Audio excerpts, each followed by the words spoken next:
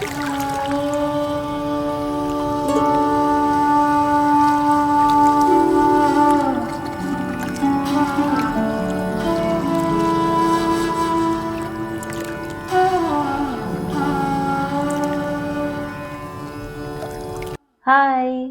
सिमरस tarot में आप सभी का स्वागत है। आज हम एक और टैरो सेशन कर रहे हैं और आज के टैरो सेशन का जो टॉपिक है वो है पैसा तो आया पर कहाँ गया, रुकता क्यों नहीं है। पैसा आया है तो गया कहाँ, बजट का भूत। और इस टैरो रीडिंग को करने के लिए आपको स्क्रीन पे 2 पाइल्स दिख जाएंगी। आप कोई सी भी पाइल चुन सकते हैं और आप अपनी डेट ऑफ बर्थ के हिसाब से भी पाइल्स पिक कर सकते हैं। जैसा भी आपको लगे आप वो पाइल्स चुनिए। आपको टाइम स्टैम्प डिस्क्रिप्शन बॉक्स में मिल जाएगा और मैं मिलती हूँ आपसे आपकी रीडिंग में। हाय, पाइल नंबर 1।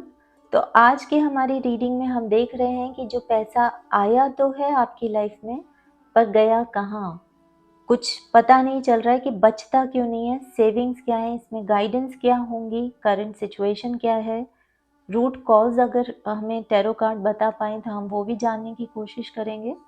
तो चलिए शुरू करते हैं आपका reading. Dear angels and guides, pile number 1 के लिए बताइए प्लीज़ उनकी जो फाइनेंशियल प्रॉब्लम्स हैं उनका रूट कॉज क्या है, और ये भी बताइए अभी करेंटली उनकी सिचुएशन क्या है। तो हम पहले करंट सिचुएशन के लिए कार्ड्स निकालेंगे 2, फिर हम निकालेंगे रूट कॉज। ये कार्ड आना चाह रहा है। गाइडेंस का हम बाद में देखेंगे, पहले हम ये देखते हैं आपकी करंट सिचुएशन क्या है। ओ, 9 ऑफ सॉर्ड्स, 7 ऑफ कप्स। देखिए, फ्रांसिस की रीडिंग में अलादीन का जो चिराग उसे मिलता है वो ही कार्ड आ गया। Thank you tarot. तो देखिए, आपका जो करंट सिचुएशन है वो, क्योंकि ये कलेक्टिव रीडिंग है तो मैसेजेस हमें मिल रहे हैं वो मैं आपको बता देती हूँ। पहली चीज़, आपके दिमाग में एक चीज़ बैठी हुई है या बिठा दी गई है कि ये आपको चाहे कुछ ही कर लो आपके पास पैसा नहीं टिकेगा, यानी कमी भी नहीं रहेगी पर पैसा भी नहीं टिकेगा। तो कहीं ना कहीं आपके अपने ही दिमाग की एनर्जीज या आपकी अपनी वाइब्रेशंस उस वजह से इस तरह से बनी हुई है, और आपके आसपास के लोगों की भी वो वाइब्रेशन ऐसी बन गई है कि आपने सोचना ही छोड़ दिया है कि कभी सेविंग होगी भी। इसलिए आपके जो एक्शंस आप लेते हैं करते हैं वो उस तरह से होती नहीं इंटेंशन कि अच्छा बचा भी सकते हैं या बचेगा भी, क्योंकि आपकी कहीं ना कहीं किसी के उस शब्दों के कारण, किसी लोगों से या पास्ट एक्सपीरियंस भी हो सकता है, पर मुझे तो ऐसे लग रहा है ये शब्द हैं, व्यक्तियों के शब्द हैं, मनुष्यों के शब्द हैं कि आपको ये यकीन हो गया है, विश्वास हो गया है कि मेरे साथ यही चीज़ें होंगी, यानी मेरे पास पैसा आएगा भी तो टिकेगा नहीं, मैं सेविंग नहीं कर सकता या कर सकती। और इस दुख में आप अब वो एक्शंस भी नहीं लेते, उस इंटेंशन के साथ भी नहीं चलते। दूसरा, किसी किसी के लिए मुझे यहाँ पे ये मैसेज भी मिल रहा है, करंट सिचुएशन आपकी, करंट एनर्जीज, कि ये इसलिए भी नहीं हो पा रहा आपका, पैसा जो आता है और चला जाता है वो इसलिए भी नहीं हो रहा क्योंकि टू मच चीज़ें आपने फैला रखी हैं और आपको समझ नहीं आता कि ये मैनेज करूं, ये मैनेज करूं, ये मैनेज करूं, या फिर ये पिक करूं, या इसे जाने दूं। आपको सेम चीज़, आपके यही नेचर आपका उसमें भी होता है कि यहाँ खर्चा कर दिया, यहाँ भी कर दिया, ये भी चाहिए, यानी कि कहीं सेटल नहीं है, वो एनर्जीज कहीं सेटल्ड नहीं है। इस वजह से जो अपॉर्चुनिटीज़ भी आती है ना, जहाँ आप बचा सकते हैं पैसे, आप वहाँ बचा नहीं पाते क्योंकि रॉन्ग डायरेक्शन में आपकी वो एनर्जीज चली जाती हैं। यानी कि आपके पास मल्टीपल चॉइसेस हैं। सपोज एग्जांपल हम लेते हैं, मल्टीपल चॉइसेस हैं कि अगर आपने ये वाली चीज़ खरीद ली या ये काम कर लिया तो आपके पास इतना ज़्यादा पैसा रिटर्न आता जाएगा, पर उसके साथ ही आपको किसी ने 2 और 2 उसके साइड में यानी 4 एक्स्ट्रा ऑफर भी दिखा दिए कि नहीं ये वाली स्कीम ज़्यादा अच्छी है, किसी ने बोला नहीं ये वाला प्लान ज़्यादा बेटर है। अब आपके पास मल्टीपल चॉइस हो गई, तो जो प्राइमरी चॉइस थी ना, जहाँ डेफ़िनेटली प्रॉफ़िट होना था, वो जजमेंट कॉल आपकी चली जाती है, वो आपको समझ ही नहीं आता। अब आपको वो मल्टीपल चॉइस दिखने लग जाती है और उस चक्कर में ना ये चीज़ हाथ में आती है ना वो। तो यानी कि जहाँ प्रॉफ़िट हो सकता था वहाँ भी प्रॉफ़िट नहीं होता, और जहाँ तो प्रॉफ़िट डेफ़िनेटली नहीं होगा वहाँ भी पैसा लगा दिया जाता है और चला जाता है। वाओ! तो ये करंट एनर्जीज़ हैं यहाँ पे। इस तरह की 2 एनर्जीज़ बहुत प्रोमिनेंट है आपके कार्ड्स में, पाइल नंबर 1। हुँ। और ये आपके खुद के, ये किसी हो सकता है कोई और लोग भी ना आपको ये इस तरह का बोला हो या चॉइस देते हो। आपके खुद के अंदर इतने ज़्यादा थॉट्स हैं और वो खुद ही के ओपिनियन हो जाती हैं, खुद ही की अ, खुद ही के उसमें चॉइसेस बना लेते हैं, और फिर इतना ज़्यादा हौच-पौच हो जाता है कि अब आपको पता ही नहीं चलता इनिशियली क्या सोचा था, क्या डिसाइड किया था, जाना कहाँ था। यानी कि पैसे के पॉइंट से हम देख रहे हैं, फाइनेंस के पॉइंट से, सेविंग के पॉइंट से, तो आप भूल जाते हैं इनिशियली आपका गोल क्या था। हुँ। इसकी रूट कॉज़ के लिए हमने ये कार्ड्स निकाले थे, ये भी देख लेते हैं। Night of swords, hmm. 7 of coins, 7 of pentacles, तो देखिए 7 के नीचे ही 7 का डबल 7 की एनर्जीज़। 7 क्या होता है? डिज़ायर, री-इवैल्यूएशन, रूट कॉज़ आपका यही बोलता है। और यहाँ भी देखिए कितने, वाओ! देखिए यहाँ मल्टीपल चॉइस की हमने बात करी थी कि आपको पता नहीं चलता, आपका जो वो चॉइस पिक करने का वो जो हिसाब-किताब है ना, वो गड़बड़ा जाता है, और कौन-सी चीज़ लूँ, कौन-सी चीज़ जाने दूँ। और इसके ठीक नीचे 7 ऑफ पेंटिकल्स का कार्ड है। 7 ऑफ पेंटिकल्स ये बोलता है कि आपने बहुत ज़्यादा मेहनत तो करते हो आप, बहुत मेहनती हैं, बहुत हार्ड वर्क है, हार्ड वर्क करते हैं आप, किया हुआ है आपने, यानी डिज़र्व करते हैं आप उस ट्रेज़र को पाने का, उस जो आपका फाइनेंशियल सिचुएशन है उसको अच्छे से एन्जॉय करने का। बट यहाँ आपकी री-इवैल्यूएशन की डबल 7 की एनर्जीज़ है।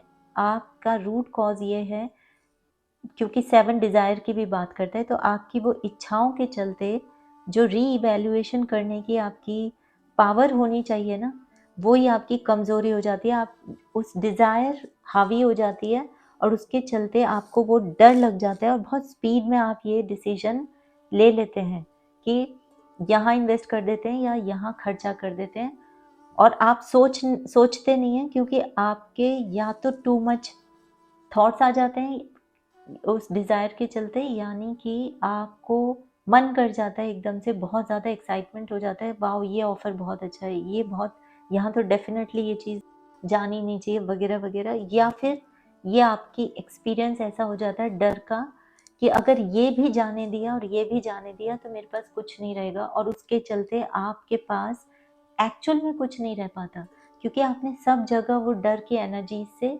यहाँ भी दे दिया, यहाँ भी दे दिया, यहाँ भी जाने दिया, बचाया नहीं।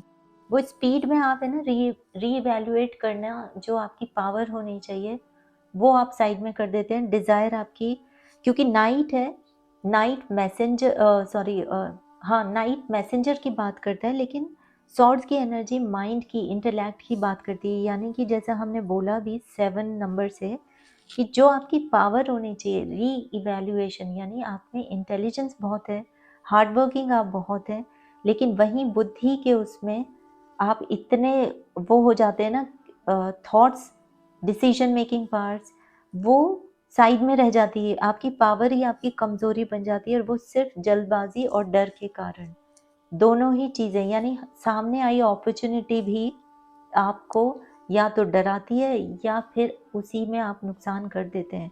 ये रूट कॉज़ है आपका। पहली चीज़, डर बैठा हुआ है आपके दिमाग में कि नुकसान हो जाएगा। इस वजह से आप या तो इन्वेस्ट ही नहीं करते या गलत जगह इन्वेस्ट हो जाता है। दूसरा, आपको टू मच डिज़ायर उठने के कारण आपको, क्योंकि ये डर है, तो आपको ऐसे लगता है जल्दी से बस चीज़ें सही हो जाएँ, तो आप उसका अच्छे से जो अ, आंकलन बोलते हैं ना, रीइवैल्यूएशन नहीं करते हैं आप उसका, पुनर्आंकलन, हाँ, पुनर्आंकलन नहीं कर पाते हैं। वो स्पीड में आपको चाहिए तो स्पीड में जो चीज़ होगी अगर, तो वो स्पीड में चली भी जाती है तो आपको मिल तो जाती है वो अपॉर्चुनिटी, वो ऑफर, आप वहाँ पहुँच तो जाते हैं इतनी मेहनत के बाद, लेकिन उसके बाद जल्दबाजी के कारण आप उस हाथ में आई हुई उस खजाने को, उस चिराग को आपको समझ नहीं आता कि असली कौन सा था, यानी पकड़ूं किसको, किस डायरेक्शन को पकड़ूं। तो ये दोनों ही रूट कॉज हैं। हम देखते हैं कि इसमें आप अब गाइडेंस क्या है, किस तरह से आप इससे बाहर निकलें इस हैबिट से, और फिर आपकी आउटकम क्या होगा। तो गाइडेंस में है grow within your current situation, wise one, और दूसरा है trader, exchange energy to create abundance. देखिए हमने बात भी करी, आप यहाँ सबसे पहले कार्ड से हमने बात करी कि वो जो डर बैठा हुआ है ना किसी के बोलने से, या फिर ये आपकी अपनी ही धारणा जिसको अब आप विश्वास के साथ लेकर बैठ गए, पकड़ के बैठ गए कि मैं कुछ ही कर लूँ मेरी लाइफ में ये चीज़ें सही नहीं होंगी। यहाँ वाइब्रेशन की हमने बात की थी कि वही वाइब्रेशन अब आप जनरेट करते हो अपने बॉडी से, अपने दिमाग से, तो आपके आसपास के लोगों की भी वही वाइब्रेशन है, और कलेक्टिव जो वाइब्रेशन है, एनर्जी है, वो जैसी होगी वैसे ही तो हम अट्रैक्ट करते हैं ना अपनी लाइफ में। तो यहाँ गाइडेंस में भी आया है exchange energy to create abundance. अपनी वाइब्रेशन को हाई कीजिए, इस डर से बाहर निकलिए, इस जल्दबाजी की एनर्जी से बाहर निकलिए, और wise one, grow within your current situation. ये जो डर है, ये जल्दबाजी है, इस चीज़ से मेचोरिटी दिखाते हुए हाई नोट पर आप जब रहेंगे, सोचेंगे हाई वाइब्रेशन में, आपके अंदर इतना मेहनत आप करते हैं, इतनी, और बुद्धि भी है, क्योंकि यहाँ नाइट ऑफ सॉर्ड्स की हमने बात की थी कि इंटेलेक्ट की कमी नहीं है, हार्ड वर्किंग आप हैं, मेहनत पूरी करते हैं, बट ये जो दो रूट कॉज हमने बताए ना, जल्दबाजी और डर, इसको आप बाहर निकालिए, हाई वाइब्रेशन पे आइए, तो एक्सचेंज वैसा ही होगा, जैसा देंगे वैसा पाएंगे। हाई वाइब्रेशन पे रहेंगे तो लाइफ भी हाई वाइब्रेशन की चीज़ें, जो एनर्जी होती है वो वाली चीज़ें आपकी लाइफ में आपको देंगी। आप wise one, grow within your current situation. कोई चैलेंज भी आता है तो गाइडेंस ये है, थोड़ा इत्मीनान से अपनी वाइब्रेशन हाई कीजिए। आपके अंदर कमी तो, आपने हार्ड वर्किंग में तो आप है ही ना, आपके मेहनत में कमी है ही नहीं, अपॉर्चुनिटी आपको मिल ही जाती है। जब आप हाई वाइब्रेशन में रहेंगे तो आप काम रहते हैं, काम रहेंगे तो आपको पता है क्या करना है, आपको ये मालूम रहेगा, आप घबराएंगे नहीं उस पहले से उस आउटकम में, यानी जंप नहीं करेंगे आपके थॉट्स, आपकी बुद्धि जंप नहीं करेगी, आप आराम से जाएंगे सामने, ये आग में सीधे कूदेंगे नहीं। आपके दो थॉट्स अलग अलग डायरेक्शन में भाग रहे हैं, लेकिन अगर आप काम रहेंगे तो आपको पता रहेगा मुझे किस डायरेक्शन को पकड़ना है। ये गाइडेंस है आपकी। अब हम आउटकम भी देख लेते हैं कि आपने ये गाइडेंस को फॉलो किया तो आपकी फाइनेंशियल सिचुएशन में क्या आउटकम दिख रहा है। Reversal wow, thank you oracle. Rama Rama's brother Bharat finds him in the forest and begs Rama to return to the throne. Rama remains in exile as Bharat returns to rule on his behalf. Indication: misdeeds and misunderstandings that can only be overcome by self-sacrifice and grace. ये card उसके बाद ये guidance और फिर reversal का card, और उसमें भी सिचुएशन देखिए जब भरत और राम का मिलन हो रहा है, उसके बाद भरत जी के लाख कन्विंस करने की कोशिशों के बाद भी राम उनको बोलते हैं कि मैं अपना धर्म निभाता हूँ, तुम अपना धर्म निभाओ, लेकिन क्योंकि तुम्हारे अंदर इतना प्रेम और पेन है, मैं तुम्हारी ये हेल्प कर सकता हूँ कि तुम्हारी बात भी रहे लेकिन मेरा धर्म भी मैं निभाता रहूँ। तो वो अपने चरण पादुका जो है वो उनको दे देते हैं, जो वो लाके सिंहासन पर रखते हैं और पूरे श्री राम के बिहाफ पे रूल करते हैं अयोध्या का फॉर 14 ईयर्स, राइट। तो यहाँ पे आपको ये बोल रहा है कि जैसे गाइडेंस आपकी ये आपने फॉलो की, तो आपकी जो ये फाइनेंशियल सिचुएशन है ना, ये जो रूट कॉज था और अभी हो रहा है, ये रिवर्स हो जाएगा। सो जी आप कार्ड ही क्या आ गया, रिवर्सल। इतना स्ट्रॉन्ग आपको बोला जा रहा है कि बस आप इस जड़, जो प्रॉब्लम की जड़ है, इसको उठा के बाहर फेंकिए, ये गाइडेंस को फॉलो कीजिए और फिर सिचुएशन ऐसी भी नहीं आई कि मे बी और मे नॉट बी, सीधे आइए रिवर्स हो जाएगी। यानी अब आपकी सेविंग इतनी ज़्यादा होगी, आपको आपका जो वो हक है ना, वो खजाना है, वो थ्रोन है, वो सिंहासन, वो राज्य, सब आपके पास होगा और इतने आराम से होगा कि पूरी मेहनत भी आपको अकेले को नहीं करनी पड़ेगी। आपको भरत के रूप में हेल्प भी मिलेगी, जो आपके बिहाफ पे आधा से ज़्यादा काम तो वही कर देंगे, वही मैनेज कर देंगे। यानी आपके लिए इतना पैसा, अगर आपको मान लीजिए आप इतने वाइज हो जाएंगे, तो हो सकता है भरत के यहाँ पे एग्जाम्पल ऐसा है कि आप खुद ही ऐसा कोई आपका फाइनेंशियल एडवाइज़र हायर कर लें, जो आपको इतने समझदारी से आपके पैसे को संभालना, इन्वेस्ट करना और उसको ग्रो करना जानता हो। वाह, कितना अच्छा कार्ड आया। और फिर आउटकम में सीधे यहाँ तो रिवर्सल, जो श्री राम के बिहाफ पे भरत जी उनका राज्य संभालते हैं, वो आया और उसके ठीक नीचे रामा का ही कार्ड आ गया, God incarnate on a divine life quest. तो नंबर 4 पे है delay in resolving a mistake, confusion. और यहाँ पे क्योंकि ये नंबर 5 का कार्ड है, इसमें है वन में govern until the leader returns. दोनों कार्ड आपको ये बोल रहे हैं कि आपकी इस जल्दबाजी की और डर की गलती से जो नुकसान होता है या हो रहा है, उससे ही ये देरी हो रही है। ऐसा कुछ नहीं है कि आपकी किस्मत में ये लिखा हुआ है कि आपके पास पैसा टिकेगा नहीं वगैरह वगैरह। ये आप ही की गलती के कारण वो डिले होता है। लेकिन रामा के कार्ड ये अश्योर भी करते हैं, रिवर्सल का कार्ड ये अश्योर करता है कि आपको अ, आप वो जो फाइनेंशियल एडवाइज़र है, यानी वो हेल्प है, वो आपके बिहाफ पे आपका सब कुछ सँभालेगी, वो हेल्प, जब तक कि आप खुद उसको सँभालने लायक नहीं हो जाए, यानी अवेलेबल ना हो जाए। यानी श्री राम जब तक लौट ना आए, भरत जी उनके बिहाफ पे उनका कार्यभार, उनका राज्य, उनका खजाना वो सिर्फ सँभाल रहे हैं। हक श्री राम का ही है, उन्हीं को मिलेगा। वाओ! तो पाइल नंबर 1 ये थी आपकी कि पैसा तो आया पर कहाँ गया, और मुझे पूरी उम्मीद है कि आपने खुद ने ही देख लिया होगा, आया तो गया कहाँ, उसकी जड़ क्या थी, उसके लिए गाइडेंस क्या है, और गाइडेंस आपने फॉलो करी तो उसके रिजल्ट्स क्या होंगे, आउटकम क्या होगा। तो मुझे पूरी उम्मीद है आपने ये वीडियो एंजॉय भी किया होगा पाइल नंबर 1। और जो भूत समझ के आपको लग रहा था ना बजट गायब हो रहा है, आप देखिए आप कैसे रिवर्स होगी अब सिचुएशन। आप फॉलो कीजिए गाइडेंस को। तो अगर आपको वीडियो आपसे रेजोनेट हुआ है तो प्लीज़ वीडियो को लाइक कीजिए, सिमरस टैरो चैनल को सब्सक्राइब कीजिए और शेयर भी कीजिए वीडियो, ताकि चैनल ग्रो होता रहे। और मैं मिलती हूँ आपसे आपकी अगली रीडिंग में। बाय। हाय पाइल नंबर 2। जैसा आप सभी को पता ही है, आज के टैरो सेशन में हम देख रहे हैं कि पैसा जो आपकी लाइफ में आता तो है पर चला कहाँ जाता है, सेविंग क्यों नहीं होती, वो सब हम आज की रीडिंग में देखने वाले हैं। और इस रीडिंग में हम ये जानने की कोशिश करेंगे कि अभी आपकी सिचुएशन क्या है, करंट सिचुएशन, ताकि हमें एनर्जीज हम पकड़ पाएँ। फिर हम जानेंगे उन एनर्जीज के चलते कि इसकी जड़ कहाँ है, प्रॉब्लम कहाँ है, क्यों हो रहा है, रीज़न क्या है, और उसके बेसिस पे फिर हम आगे गाइडेंस लेंगे। तो शुरू करते हैं। Dear angels and guides, file number 2 की फाइनेंशियल जो सिचुएशन है, वो अभी क्या करंट सिचुएशन है, उसका रूट कॉज क्या है। Thank you.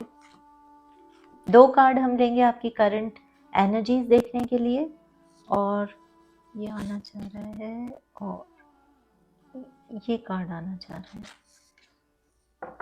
ये 2 कार्ड हम लेंगे कि रूट कॉज क्या है इस सिचुएशन का, इस चैलेंज का या प्रॉब्लम का, जो भी है। तो पाइल नंबर 2 पहला है 2 of coins, 2 of pentacles. Oh, the emperor. तो पाइल नंबर 2 एम्परर का कार्ड आना, सम्राट का कार्ड आना, और 2 ऑफ पेंटिकल्स। तो पैसा तो आया पर गया कहाँ, तो यहाँ तो एम्परर का कार्ड ही आ गया। आपके पास पैसे की तो कमी नहीं है, पीछे ये देखिए पूरा महल भी बना हुआ है, एम्परर है तो। पर ओ पाइल नंबर 2, पहली चीज, क्योंकि इसके साइड में 2 ऑफ पेंटिकल्स का कार्ड है, आपका पैसा जो आता है ना वो 2 जगहों, 2 डायरेक्शन, 2 लोग भी हो सकते हैं, पर ये 2, मुझे ऐसे लग रहा है 2 अलग-अलग तरह की जगह या चीज़ों में बँट जाता है।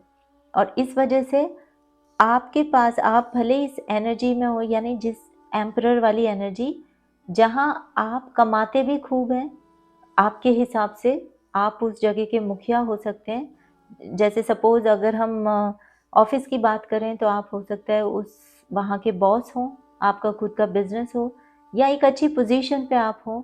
घर में अगर आपका खुद का घर में रहकर ये बिज़नेस आप कर रहे हैं, काम कर रहे हैं, उसमें कर्ता-धर्ता आप हों, लेकिन उसके साइड में 2 ऑफ पेंटिकल्स का कार्ड है कि आपका ये 2 हिस्सों में डिवाइड हो जाता है, ये जो कमाई आती है ना, अर्निंग है, और ये 2 हिस्सों में डिवाइड होने के कारण आपकी एनर्जीज़, आपके डिसीज़न सही होते हुए भी, अगर आपके डिसीज़न सही हैं तो हम देखेंगे अभी जड़, तो ये चीज़ 2 जगह चली जाती है, और 2 जगह होने के कारण जो एक ही जगह रहकर उसकी पावर हो सकती है ना, वो पावर डिवाइड होकर बँट जाती है, मतलब बिखर जाती है। सेविंग क्यों नहीं होती? क्योंकि आ तो बहुत रहा है। ये आपकी करंट सिचुएशन है, पाइल नंबर 2। और जो 2 जगह जा रहा है ना पैसा, वो दोनों ही जगह आपको बहुत ज़्यादा प्यारे हैं। वो 2 लोग भी हो सकते हैं, 2 तरह के काम भी हो सकते हैं, 2 जगह इन्वेस्टमेंट, किसी भी तरह का इन्वेस्टमेंट, वहाँ आपका पैसा लगा हो सकता है, क्योंकि ये एग्ज़ैक्टली पैसे की रीडिंग है, तो पैसे से ही हम बात कर रहे हैं। किसी और तरह से हम यहाँ प्रॉस्पेरिटी की बात नहीं कर रहे हैं। तो ये दोनों ही जगह जहाँ आप इन्वेस्ट करते हैं ना, आपका पैसा जाता है, जो आ रहा है जो पैसा, वो दोनों ही जगह आपके दोनों रिश्ते बहुत आपको प्यारे हैं, और इसीलिए अभी आपके पास एम्परर होते हुए, यानी इतना कमाई होते हुए भी आपके पास नहीं बचता। अगर आप अपना देखेंगे कि मैंने इतना कमाया गया कहाँ, तो आप बोल नहीं पाते, इसलिए दोनों जगह जाता है वो पैसा। अब हम इसकी जड़ देखते हैं, रूट कॉज क्या है। पेज ऑफ सॉर्ड्स,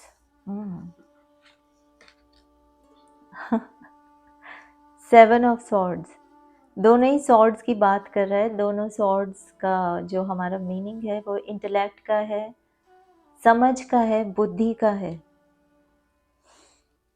तो देखिए आप, क्योंकि ये 2 जगह जा रहा है ना पैसा, तो एक तो आपके ये दोनों ही चॉइसेस जहाँ पैसा जा रहा है, दोनों ही आपके डिसीजन मेकिंग पावर को अफेक्ट करती हैं।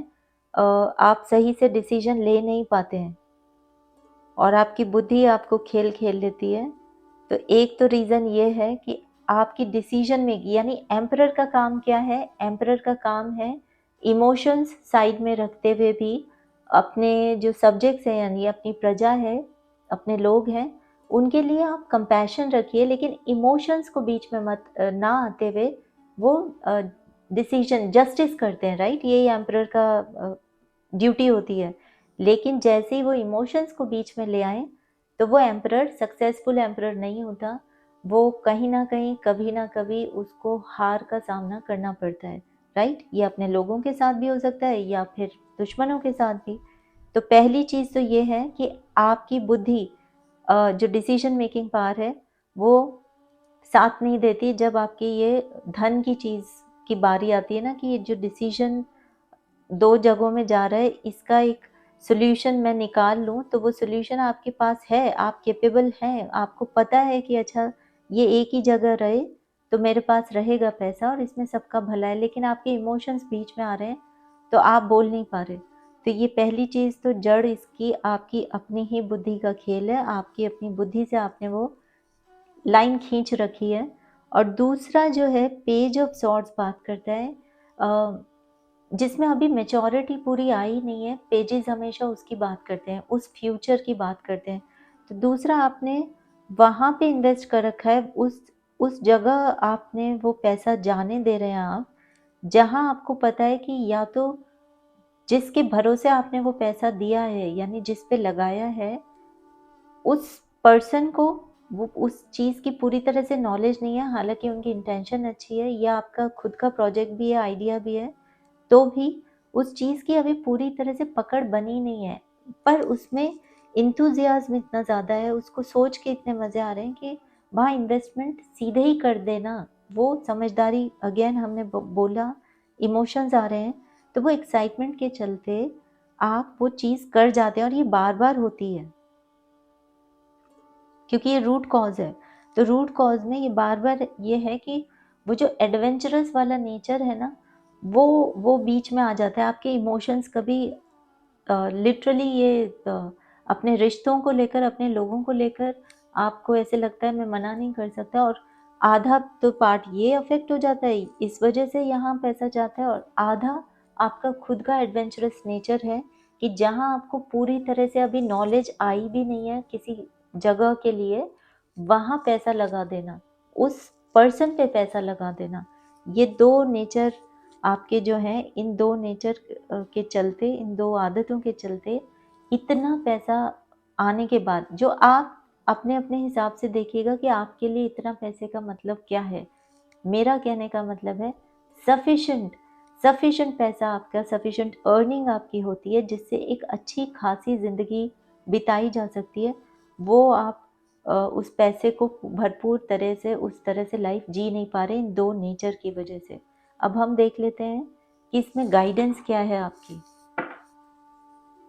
फाइल नंबर 2 के लिए गाइडेंस क्या है? इन 2 जगहों में जो डिवाइड हो रखा है इनका पैसा, उसके लिए गाइडेंस क्या है?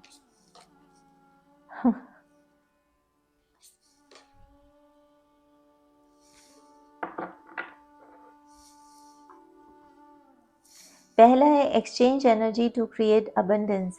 तो पहली चीज़ तो ये है कि ये जो 2 हिस्सों में आपका डिवाइड हो रखा है ना, आपके इमोशंस जो आ रहे हैं, आप उन इमोशंस के चलते, उन हेजिटेशन के चलते आप अपना ड्यूटी नहीं निभा रहे हैं। तो पहली गाइडेंस तो है, जो आपका काम है वो आप काम कीजिए, हेजिटेट मत कीजिए। देखिए यहाँ ट्रेडर का कार्ड है, अगर ट्रेडर जो व्यापारी है वो व्यापार में हेजिटेट करने लग जाए, क्योंकि देखिए एम्परर और ट्रेडर देखा जाए तो एक ही तरह से उनका काम करने का तरीका होना चाहिए, यानी उस काम की नॉलेज बहुत अच्छी हो, पहली चीज़।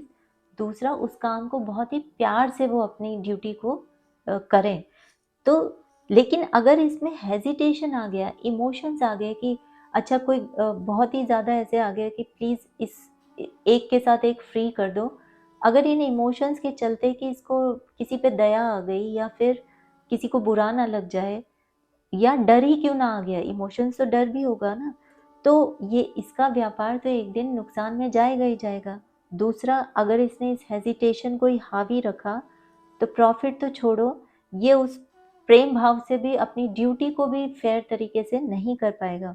तो पहली गाइडेंस तो आपको ये आ रही है, अपनी ड्यूटी निभाइए, प्यार से कीजिए, ठीक है इमोशंस अपनी जगह है, लेकिन आप कंपैशन रखते हुए पूरे उस जो आपकी ड्यूटी है ना, उसकी तरफ आपकी फर्स्ट ड्यूटी होनी चाहिए, यानी कि आपका धर्म पहला होना चाहिए। आप एम्परर हैं तो एम्परर की ड्यूटी पहले।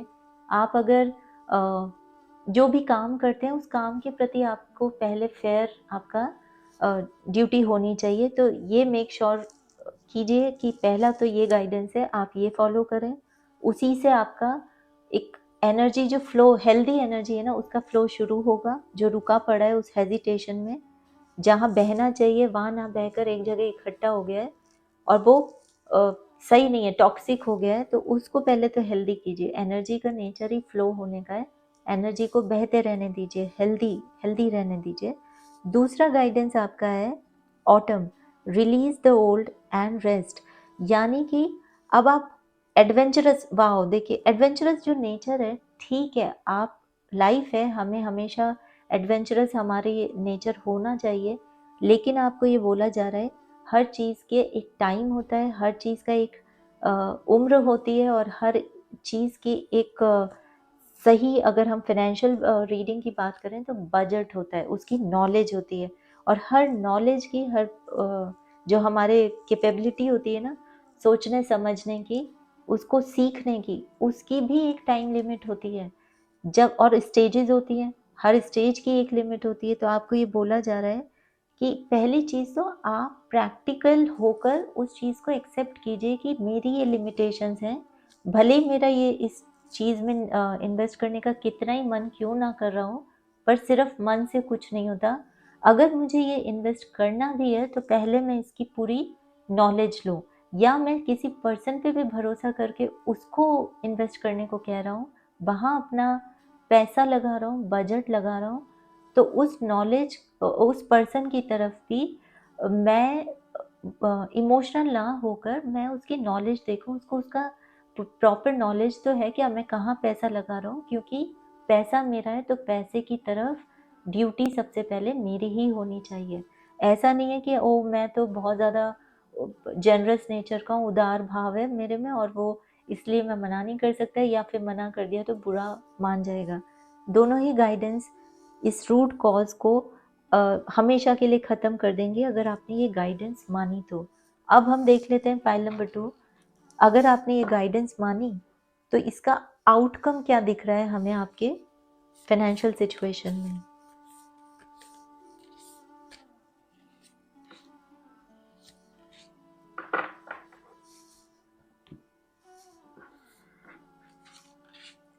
Road less travelled, wow. हम बात कर रहे हैं एम्परर की, बात कर रहे हैं ड्यूटीज की, धर्मा की, और यहाँ रोड लेस ट्रेवल्ड ही आ गया। Rama, his wife Sita and brother Lakshman travel in exile. They bring blessings to those who see them passing. Indication है outer gain or recognition is limited. Inner blessings may come. Wow, देखिए यहाँ पूरी reading में हमने क्या बात करी, आप अपना धर्म यानी ड्यूटी जो है आप वो ईमानदारी से निभाइए, फेयर उसकी तरफ रहिए, सबसे पहले प्रेम भाव रखते हुए अपनी ड्यूटी निभाइए, डरिए मत, हेजिटेट मत कीजिए। और यहाँ यही है कि राम, लक्ष्मण और सीता जी ये तीनों जब वनवास जा रहे हैं तो रास्ते में जो भी जिनको भी उनके दर्शन मिलते हैं होते हैं उनको अपने आप ब्लेसिंग्स मिलती जाती हैं। भले ही वो अपना काम कर रहे हैं, भले ही आउटर गेन और रिकग्निशन लिमिटेड है, यानी वन में कितने लोग उनको देख पाएंगे। अयोध्या में तो बहुत ज़्यादा फेम था, राइट, लेकिन इनर ब्लेसिंग्स में कम, यानी अपना धर्म निभाते हुए हो सकता है आपको लगे कि कुछ लोग जो सारे मेरे को चाहिए था कि सब मुझे प्यार करें, सबका मैं फेवरेट हो जाऊं, लेकिन हो सकता है वो कम हो आपके ऑनेस्टी के चलते, आपके ऑनेस्ट ड्यूटी निभाने के चलते हो सकता है, लेकिन आपको इस ऑनेस्टी से अपना फ़र्ज़ निभाते हुए, अपना धर्म निभाते हुए, वो कंपैशन रखते हुए जो वो काम करेंगे और उससे जो प्रॉफिट होगा, यानी कि अभी तक जो कर रहे थे उसमें भले ही ज़्यादा लोग आपको प्यार कर रहे थे या ज़्यादा कमाई आ रही थी तो ज़्यादा दे पा रहे थे दोनों जगह, पर अगर आप अपना धर्म ढंग से निभाएंगे जैसे निभाना चाहिए तो आपके भले ही कमाई कम हो, भीड़ कम हो, लेकिन आपको जो सुख मिलेगा, आपको जो सेटिस्फैक्शन मिलेगा ना, वो किसी से कंपेयर नहीं कर सकते उसको। तो यहाँ पे यही बता रहे हैं रोड लेस ट्रैवल्ड, यानी घबराइए मत, जो सब करते आए हैं कि बुरा ना मान जाए, इसको भी खुश कर दो, उसको भी खुश कर दो, आपको ज़रूरी नहीं है आप वही रास्ता अपनाइए। आपको कहा जा रहा है भीड़ से हटके चलिए, लीक से हटके चलिए, आप खुद अपने कर्ता धर्ता है, अपना फर्ज ईमानदारी से निभाइए। वाह, दूसरा जो आउटकम आ रहा है, और ये निभा भी लेंगे क्योंकि हम जानते हैं श्री राम, लक्ष्मण जी और सीता जी का कि इनर ब्लेसिंग्स कितनी उनको मिली और उसका बड़े पैमाने पर उसका इफेक्ट क्या रहा। अलाइनमेंट, आउटकम में अलाइनमेंट का कार्ड आए, मजे आ गए। Rama's army crosses the sea to Ravan's kingdom. Ravan's forces attack as signs and omens indicate their defeat. तो इंडिकेशन है align with goodness, we cannot be defeated. देखिए आप अपना धर्म निभाइए तो जो नेगेटिव लोग हैं, नेगेटिविटी है, नेगेटिव एनर्जीज है, जो बुरा मान जाए या जहाँ नुकसान हो रहा है उनकी हार निश्चित है। आप जब अपना धर्म निभाते हैं ईमानदारी से, प्रेम से, कंपैशन से, बिना डरे, बिना हेजिटेट हुए, तो आपकी जीत निश्चित है। और इसमें अलाइनमेंट का कार्ड ही ये है, फाइनल चैलेंजेस, कि जब श्री राम की जो पूरी वानर सेना है वो समुद्र पार कर लिया है, तो अब भले ही रावण की फोर्सेस जो है, रावण की सेना जो है वो उस पर अटैक कर रही है, पर ये अपने आप ही इतने उनको साइंस मिलते हैं कि समुद्र पार कर लिया, वानर होते हुए वो रावण की लंका पहुंच गए, उसकी लंका का पता लगा लिया। और धीरे धीरे तो साइंस मिलते ही जाते हैं, मेघनाद मर गया, कुंभकर्ण मर गया, पता नहीं कितने वीर सैनिक जो वो सिपाही होते हैं रावण के वो मर गए। पर फिर भी उसको लगता है, सबको पता है कि अब उसकी हार निश्चित है, फिर भी युद्ध होता है, राइट। और उसमें जीत तो श्री राम की होती है।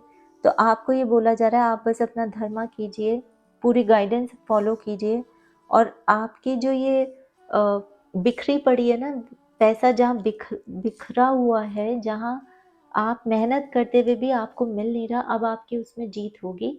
भले ये धीरे धीरे छोटे छोटे तरीके से आपको दिखेगा, लेकिन आपको जो फील होता जाएगा वो इतना बड़ा है, जो अभी इतना पैसा, इतना कमाई होते हुए भी आपको नहीं मिल रहा। क्योंकि सेटिस्फैक्शन और जॉय के आगे जो थोड़ी बहुत देर की, जिसे कहते हैं ना क्षण भर की जो हैप्पीनेस है, वो कुछ मायने नहीं रखती। तो आपका आउटकम, आपने ये गाइडेंस फॉलो करी, रूट कॉज आपको पता चल गया, गाइडेंस फॉलो करी, तो आउटकम देखिए।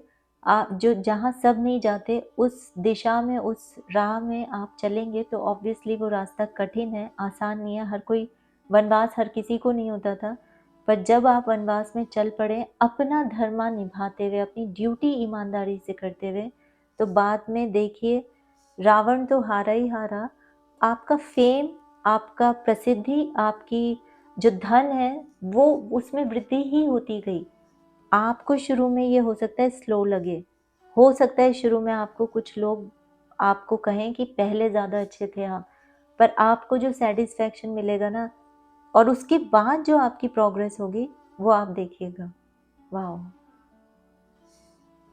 तो पाइल नंबर 2, मुझे तो पूरा यकीन है आपको क्लियर हो गया होगा, पैसा आता है तो जाता कहाँ है, और इसका तोड़ क्या है, आगे क्या होगा, आपको क्या करना चाहिए। तो अगर आपसे ये रीडिंग रेजोनेट हुई है तो वीडियो को लाइक कीजिए, गाइडेंस को फॉलो कीजिए, और ऑल द बेस्ट। और मैं मिलती हूँ आपसे आपकी अगली रीडिंग में। सिमरस टैरो को सब्सक्राइब करना मत भूलिएगा। बाय।